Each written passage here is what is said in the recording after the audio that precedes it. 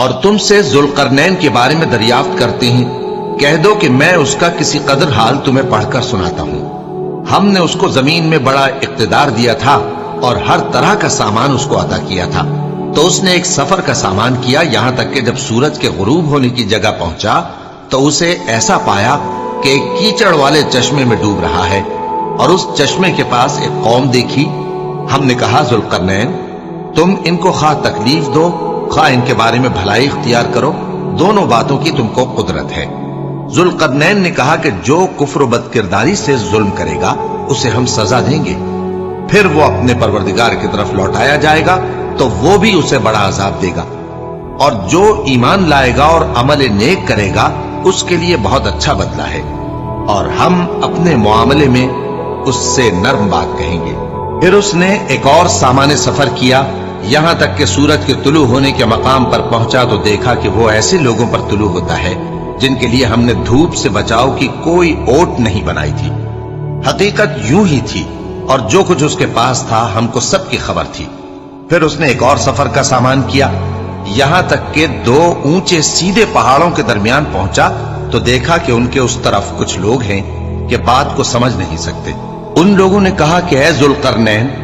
یاجوج اور ماجوج اس علاقے میں فساد کرتے رہتے ہیں، بھلا ہم آپ کے لیے خرچ کا انتظام کر دیں کہ آپ ہمارے اور ان کے درمیان ایک دیوار کھینچ دیں۔ ذوالقرنین نے کہا کہ خرچ کا جو مقدور اللہ نے مجھے بخشا ہے وہ بہت اچھا ہے، تم مجھے قوت بازو سے مدد دو، میں تمہارے اور ان کے درمیان ایک مضبوط رکاوٹ بنا دوں گا۔ تم لوہے کے بڑے بڑے تختے میرے پاس لاؤ۔ چنانچہ کام جاری کر دیا گیا، یہاں تک کہ جب اس نے دونوں پہاڑوں کے درمیان کا حصہ برابر کر دیا اور کہا کہ اب اسے دھوکو، یہاں تک کہ جب اس کو دھونک دھونک کر آگ کر دیا تو کہا کہ اب میرے پاس تانبا لاؤ کہ اس پر پگھلا کر ڈال دو۔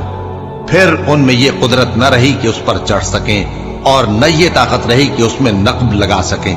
بولا کہ یہ میرے پروردگار کی مہربانی ہے، پھر جب میرے پروردگار کا وعدہ آ پہنچے گا تو اس کو ڈھا کر ہموار کر دے گا، اور میرے پروردگار کا وعدہ سچا ہے۔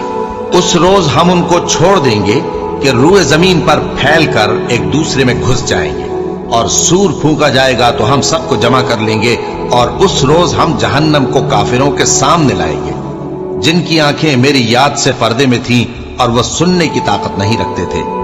اب کیا کافر یہ خیال کرتے ہیں کہ وہ میرے بندوں کو میرے سوا اپنا کارساز بنائیں گے تو میں خفا نہیں ہوں گا؟ ہم نے ایسے کافروں کے لیے جہنم کی مہمانی تیار کر رکھی ہے۔ کہہ دو کہ ہم تمہیں ایسے لوگ بتائیں جو اعمال کے لحاظ سے بڑے نقصان میں ہیں۔ یہ وہ لوگ ہیں جن کی دوڑ دھوپ دنیا کی زندگی میں برباد ہو گئی، اور وہ یہ سمجھے ہوئے ہیں کہ وہ اچھے کام کر رہے ہیں۔ یہ وہ لوگ ہیں جنہوں نے اپنے پروردگار کی آیتوں کو نہ مانا اور اس کے سامنے جانے سے انکار کیا، تو ان کے اعمال ضائع ہو گئے، سو ہم قیامت کے دن ان کے لیے کچھ بھی وزن قائم نہیں کریں گے۔ یہ ان کی سزا ہے، یعنی جہنم، اس لیے کہ انہوں نے کفر کیا اور ہماری آیتوں اور ہمارے پیغمبروں کی ہنسی اڑائی۔